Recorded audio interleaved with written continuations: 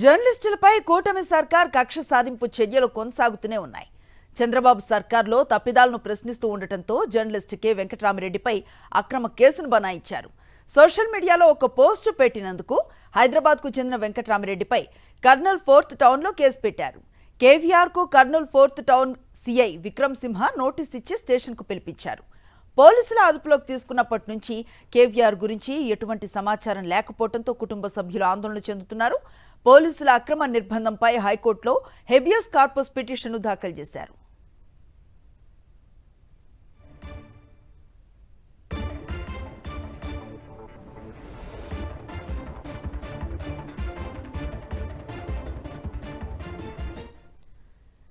Complete details అందిస్తారు మా correspondent Lokesh. అసలు ఏం జరిగింది?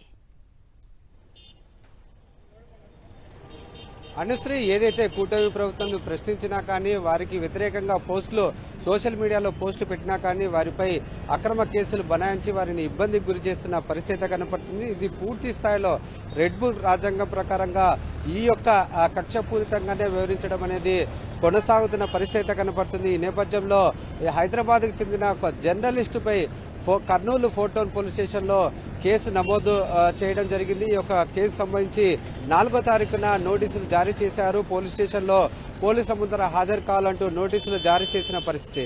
నిన్న సాయంత్రం 5:30 ప్రాంతంలో 10వ తేదీన ఈ యొక్క కర్నూలులోని 4th టౌన్ పోలీస్ స్టేషన్లో హాజరు కావడం జరిగింది. అయితే అప్పటి నుండి ఇప్పటిదాకా అతని సంబంధించిన ఎటువంటి సమాచారం లేకపోవడంతో వారి యొక్క కుటుంబ సభ్యులు ఈ యొక్క స్టేషన్లో నిర్బంధంకి సంబంధించి ఒక హైకోర్టులో పిటిషన్ను దాఖలు చేయడం జరిగింది. ఈ నేపథ్యంలో వారైతే ఆందోళన చెందుతున్నారు.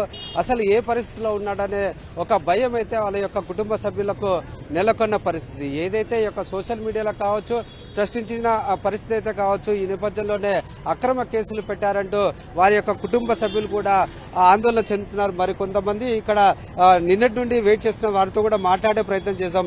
ఈ యొక్క కేవీ రెడ్డి కేసు సంబంధించి ఏం చెప్పొచ్చు అంటారు? నిన్నటి నుండి కూడా 5:30 నుండి ఇప్పటిదాకా అతను పోలీస్ స్టేషన్లోనే ఉన్నాడు. ఏ పరిస్థితిలో ఉన్నారంటే ఏం చెప్తారు? కేవీ రెడ్డి అని అతను హైదరాబాద్ లో ఒక జర్నలిస్ట్ గా యూట్యూబ్ ఛానల్ నడుపుతున్నాడు. అతని మీద ఫిబ్రవరిలో కేసు ఫైల్ అయింది, ఎఫ్ఐఆర్ అయింది. ఇక్కడున్న సిఏ ఎస్ఐ వాళ్ళపై నోటీస్ ఇచ్చారు. నోటీస్ ఇచ్చిన తర్వాత ఆయన వచ్చి నేను స్టేషన్కి వచ్చి కలుస్తాను, మీ ఎంక్వైరీకి సహకరిస్తాను అని చెప్పాడు. అదేవిధంగానే నిన్న ఈవినింగ్ 5:30, 6 మధ్యలో స్టేషన్కి వచ్చాడు.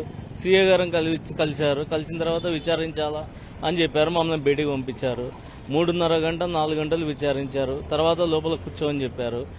అది యాక్చువల్గా మాకు అర్థం కాదు ఏమంటే అది స్టేషన్ బెయిలబుల్ సంబంధించినది. నిన్న రాత్రి 4 గంటలు విచారించిన తర్వాత నైట్ అక్కడనే పెట్టుకున్నారు. ఈరోజు ఉదయం అక్కడే పెట్టుకున్నారు. వాళ్ళ భార్య వాళ్ళకి డౌట్ వచ్చి ఈరోజు ఉదయము హాటాటున హైకోర్టులో పిటిషన్ వేశారు. మా భర్త ఇట్లా పలానా విచారణకి స్టేషన్కి వెళ్ళాడు, ఇంతవరకు అతనితో మాకు ఎటువంటి కాంటాక్ట్స్ లేవు అని పిటిషన్ వేశారు. పిటిషన్ వేసిన తర్వాత మధ్యాహ్నం 12 గంటల 12:30 నుంచి పిటిషన్ మాకు టేబుల్లో నంబరింగ్ అయిన తర్వాత అప్పుడు హడావిడి స్టార్ట్ అయింది.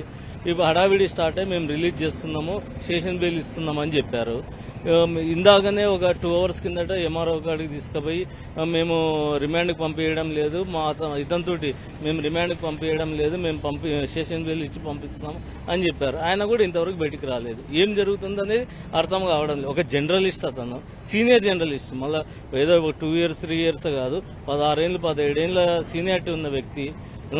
ఆయన కూడా ఇంత ఏం జరుగుతుందో కూడా తెలియకపోతే ఇంత దారుణమైన పరిస్థితి.